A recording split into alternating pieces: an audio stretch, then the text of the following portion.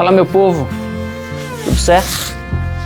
Tô de folga hoje, vou aproveitar para mostrar para vocês um local que fica bem pertinho aqui de casa. Quando chegar lá eu vou dar uma caminhada e vou contar para vocês uma história real que aconteceu comigo aqui no Canadá. Vamos lá? No máximo 5 minutos andando e a gente chega lá.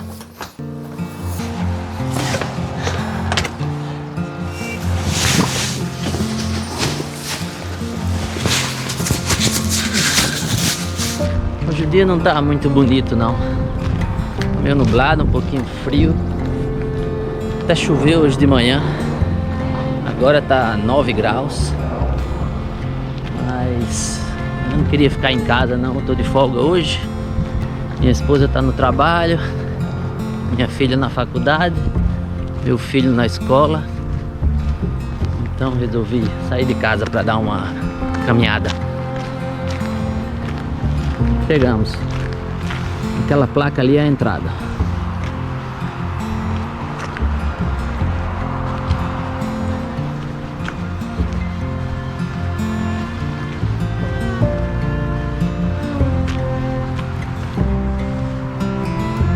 Aqui pode cachorro, mas só se tiver com a guia. E se ele fizer cocô, você tem que apanhar. Aqui em Quebec tem vários locais como esse. É na cidade, mas você se sente fora da cidade. Aqui ao redor tá cheio de casas, tá? Na minha esquerda, na minha direita, lá na frente também, atrás de mim, lá ele. Só que o local tá tão tranquilo que a gente acredita que tá bem longe. Não precisa nem falar de segurança, né? Pode caminhar aqui com tua câmera, teu celular, não vai acontecer nada. Tu vê que a floresta ainda tá bem cinza, né? Mas no verão isso aqui vira uma mata fechada, fica bem bonito. Vou voltar aqui no verão para mostrar a vocês.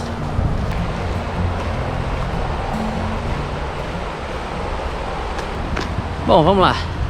Eu começaria a história dizendo que eu não sei se foi sorte, se foi o destino, se foi o acaso mesmo, mas eu tenho certeza que eu estava no lugar certo, na hora certa.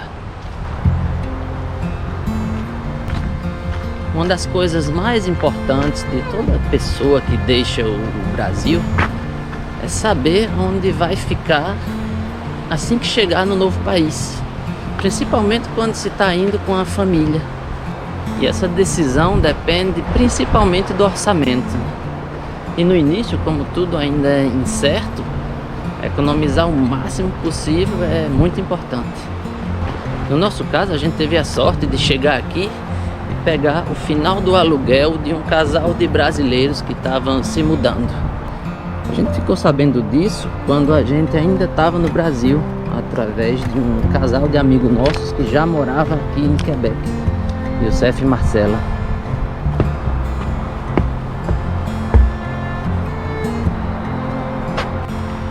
Ele me mandou uma mensagem explicando tudo e dizendo que valia a pena, né? Porque estava bem barato. E é claro que eu disse sim, né? Chegar aqui e não ter que pagar hotel até achar um apartamento definitivo é perfeito. Era um apartamento mais antigo. Tinha um quarto, uma sala, um banheiro bem simples e uma cozinha do tamanho de um guarda-roupa. Isso mesmo, cozinha do tamanho de um guarda-roupa. Mas eu acho que é melhor eu desenhar para vocês entenderem. Deixa eu descer aqui, lá embaixo eu desenho para vocês entenderem.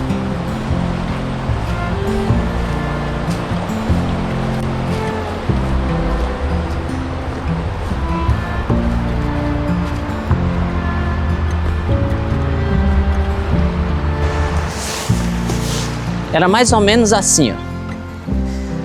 O apartamento era um retângulo, tá?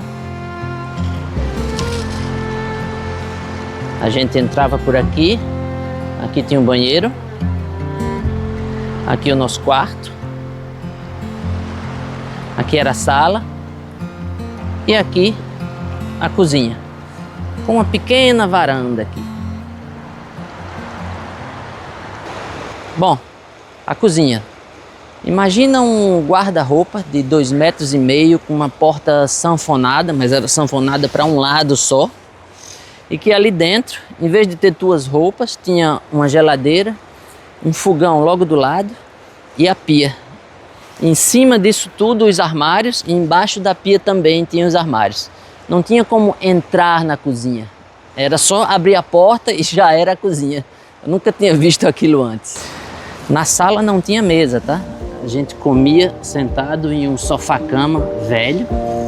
No quarto tinha um colchão de casal no chão. E nessa primeira noite dormimos eu, Bruna e Aninha nesse colchão. Na semana seguinte a gente comprou uma caminha para Bruna e colocou aqui. Eu me lembro dessa primeira noite até hoje. Foi horrível. Quando tava nós 3 deitados ali naquele colchão no chão, as luzes apagadas, um silêncio, e eu só pensava: Pablo, que merda tu fez, cara, que loucura. Vendesse tudo para trazer tua família para cá. Era uma mistura de arrependimento e culpa, né? Só que eu tinha que me segurar ali, porque eu não podia demonstrar fraqueza, nem para minha mulher, nem para minha filha, né? Principalmente para minha mulher, porque nessa noite eu vi que ela tinha ido pro banheiro chorar. Toda aquela empolgação da chegada tinha acabado rápido. Bom, vamos continuar a caminhada. Eu lembro que a gente pagou 500 pelos 2 meses que a gente ficou lá. E era bem abaixo do normal, né? E o local era bom, porque era bem central e era exatamente perto dos locais onde a gente teria que dar entrada nos documentos obrigatórios. Então a gente resolvia tudo de bicicleta. Eu acho que valeu a pena morar lá pela economia que a gente fez. Mas chegou uma hora que ficou bem difícil morar lá. O problema foi o seguinte: a gente tinha 2 meses lá, certo? Julho e agosto. Então a gente tinha que alugar um apartamento definitivo para o mês de setembro. E esse apartamento definitivo não era mobiliado, porque se fosse mobiliado era muito mais caro. Então a gente começou a comprar toda a mobília, e só que ela estava sendo entregue no apartamento atual, ou seja, naquele apartamento minúsculo. Então tudo ia para a sala, não tinha outro local para colocar. A geladeira que chegava ia para a sala, fogão, mesa, sofá. Então chegou uma hora que a gente saía de casa, não tinha mais vontade para voltar para lá no fim do dia. Ficou bem desagradável mesmo. Calma, eu sei que o tema do vídeo é como eu consegui o meu primeiro emprego. Já já a gente chega lá. Essa conversa toda de apartamento antes é só para colocar vocês no contexto. Vocês vão entender por quê. O nosso orçamento para o aluguel era de 650 até 680 dólares por mês no máximo. E o que a gente fazia era olhar no computador, fazer uma triagem dos que a gente mais gostava. Eu sei que no final a gente tinha gostado de 3, 2 que entravam no orçamento e um muito bom, mas passava de 50 dólares. A próxima etapa agora era entrar em contato com a pessoa responsável para fazer a visita dos apartamentos. Eu não lembro por quê, mas a gente foi olhar primeiro justamente o apartamento mais caro. Na verdade era o que a gente tinha gostado mais. Era um apartamento de 2 quartos, uma sala, um banheiro, um bom banheiro e uma cozinha de verdade. O bairro era muito bom, só que um pouco mais distante do ideal. O ideal seria a gente ter ficado no mesmo bairro onde a gente já estava, porque as aulas de francês seriam bem perto de lá. Mas a gente tinha gostado tanto do apartamento que a gente disse: vamos lá olhar também. E aí a gente foi. Chegamos lá, o gestor dos apartamentos já estava esperando por a gente. Era um senhor alto, cabelo grisalho, olhos claros, bem simpático e falando um francês bem devagar para ver se a gente estava realmente entendendo tudo. Eu sei que quando a gente terminou a visita, eu disse ao cara, né, que passava um pouco do nosso orçamento o preço, mas que eu retornaria a ele dizendo uma resposta positiva ou negativa.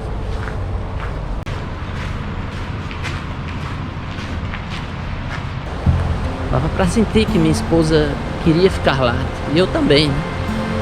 Depois a gente ficou pensando, a gente tem que morar em um local agradável, um local onde a gente sinta vontade de voltar para casa no final do dia. Eu sei que a conclusão foi, quer saber? Foda-se, a gente vai ficar com esse apartamento. Talvez o maior erro foi ter começado exatamente visitando o apartamento mais caro. Só que foi exatamente o contrário. E vocês vão ver por quê. No outro dia, eu ligo logo pro cara, né? Ligo uma vez, 2 vezes, 3 vezes, ele não atende. Eu pensei, pô, vamos perder esse apartamento. Eu sei que 10 minutos depois ele liga. Eu confirmei na hora, ó. Mesmo passando do orçamento, a gente vai ficar com ele. O contrato de aluguel aqui é um documento bem básico, tá? Formulário já pronto e que tu encontra em papelaria ou em farmácia. É só preencher com os dados, né? Endereço, nome da pessoa, tudo. Marcar com um X os campos necessários e pronto. Depois é só assinar e tá feito.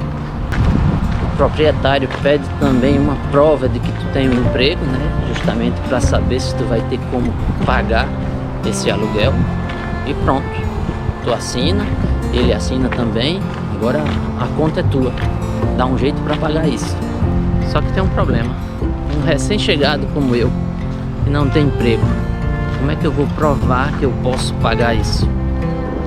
Bom, no nosso caso foi o seguinte, deixa eu só sentar nessa mesa aqui, beber uma água que eu explico para vocês.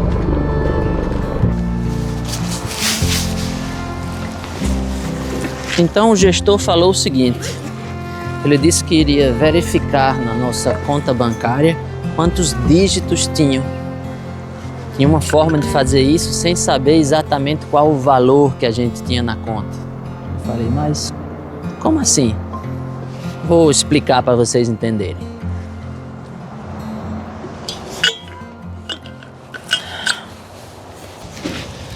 Por exemplo, se na minha conta tiver 5 dígitos, ele vai saber que tem no mínimo 10 mil e no máximo 99.999. 1, 2, 3, 4, 5 dígitos. Agora, se tiver só 4 dígitos, a gente elimina esse, ele vai saber que tem no mínimo 1.000 e no máximo 9.999. Então é assim que eles julgam se a pessoa tem condições de assumir essa dívida ou não. Mas eu não sei quantos dígitos são necessários para ser aprovado. Bom, vamos continuar.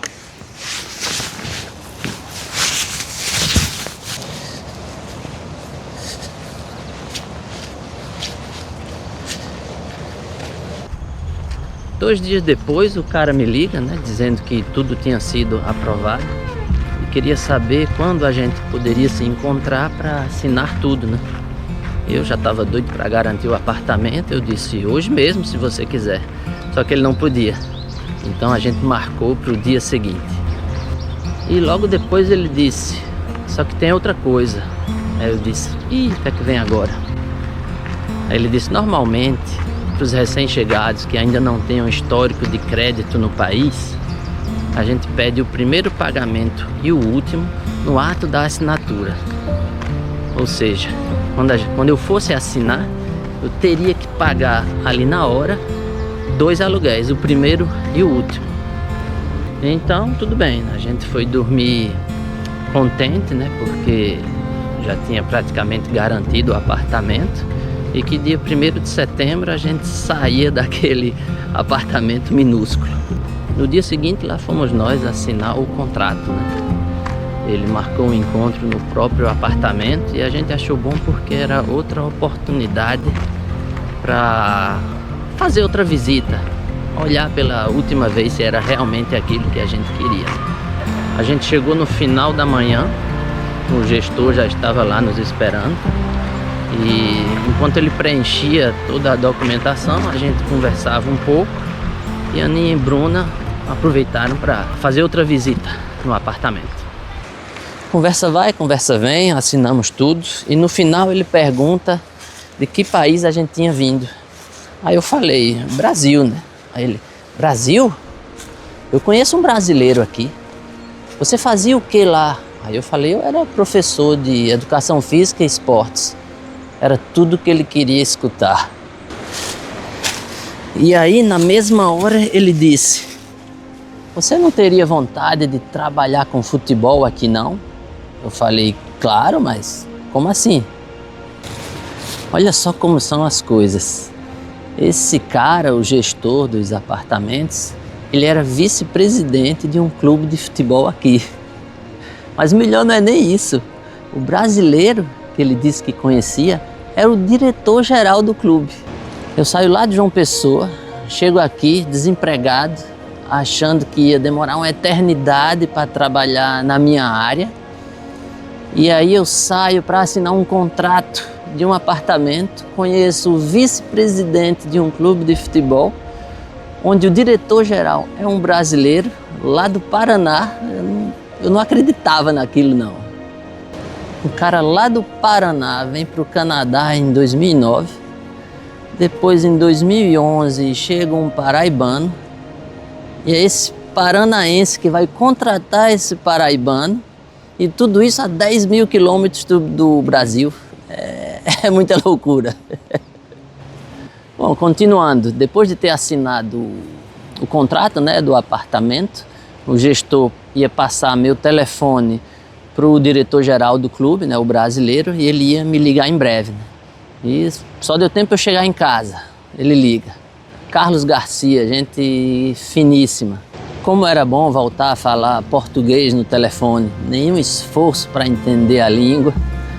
O francês já é complexo e no telefone é muito pior. A gente conversou alguns minutos no telefone e marcamos de nos encontrar lá no clube, né? Eu me lembro que eu cheguei, era final de tarde, a equipe de 16 anos estava treinando e eu tentando identificar quem tinha cara de brasileiro, né? Porque eu nunca tinha encontrado o Carlos antes. Até que um cara começou a se aproximar, aí eu pensei, opa, deve ser ele, né? Aí eu me levantei, ele perguntou, é você que é o Pablo? Sou eu mesmo. E aí a gente se falou rapidamente e logo depois ele me apresentou o diretor técnico do clube, o Jean-Michel, um canadense, que é o responsável pela metodologia utilizada no clube. E no final, Carlos me perguntou se eu poderia dar um treino para a equipe de 17 anos. Essa equipe ele treinava e é claro que eu disse que sim. Bom, vamos continuar a caminhada, mas a história não terminou não. Quando o Carlos me perguntou se eu poderia dar um treino à equipe de 17 anos, na minha cabeça aquilo ali era um teste, né? E eu achei super normal porque imagina um cara que tu nunca viu na vida, chega pra tu e diz, eu sou preparador físico. Tu ia contratar de cara ou ia testar? Bom, eu voltei pra casa todo empolgado, né? Já pensando no que iria fazer no treino, né? Que seria uma semana depois. E quando chegou o dia do treino, o clima tava horrível, né? Era noite e chovia muito. A temperatura devia estar uns 6 graus. E aí o mané aqui, inexperiente ainda com o Canadá, né? Chegou pro treino, vestido com uma calça esportiva, até aí tudo bem, e um casaco inapropriado para a ocasião. Era o único casaco que eu tinha. E eu lembro que a primeira coisa que Carlos disse quando me viu foi, Pablo, tu não tem outro casaco? Aí eu, não, tenho não. Aí eu sei que o cara teve a preocupação de ir lá no carro dele, pegou outro casaco que ele tinha para me emprestar, porque senão ele sabia que eu ia morrer de frio naquela noite. No dia seguinte, Carlos me liga para saber se eu estava vivo, né? E perguntando se eu poderia fazer um planejamento anual para a equipe de 16 anos, que era a equipe do Jean-Michel, o diretor técnico. Eu pensei, opa, chegou o segundo teste, então quer dizer que eu passei no primeiro, né? Na semana seguinte nos encontramos novamente, né? A reunião foi lá na sala de conferência do clube. E aí eu levei o planejamento que eu tinha feito, levei os meus diplomas de graduação e especialização, apresentei tudo para eles, eles gostaram, né? E me disseram que entrariam em contato comigo em breve. E aí eu disse, cara, o que vier eu aceito, porque eu quero mesmo uma oportunidade de poder começar. Uma semana depois, a gente se encontra de novo lá no clube, né? E eles me propõem de treinar uma equipe no campeonato de inverno. Não era bem o que eu queria, mas eu aceitei, porque era uma oportunidade de começar, sabendo que no futuro poderia vir algo melhor. E foi exatamente o que aconteceu. 3 meses depois, quando chegou a primavera mais ou menos, eu consegui assinar o meu primeiro contrato para exercer a função que eu realmente queria, que era preparador físico. Fui muito bem recebido por todos. Comecei meio tímido, né, o que é normal, mas sabendo o que estava fazendo. E aos poucos implantei os meus métodos de trabalho, né? Ganhei a confiança da direção. E no ano seguinte eu já me sentia bem à vontade para exercer a minha função, né? Já me senti em casa. Até hoje eu sou muito grato a Carlos e Jean-Michel pela oportunidade que eles me deram, né? E por terem acreditado no meu trabalho. E foi assim que eu consegui o meu primeiro emprego aqui no Canadá. Fui alugar um apartamento e saí empregado. Foi sorte? Foi o destino? O acaso? Não sei. Eu sei que eu estava no lugar certo e na hora certa. Obrigado e até breve. Tchau.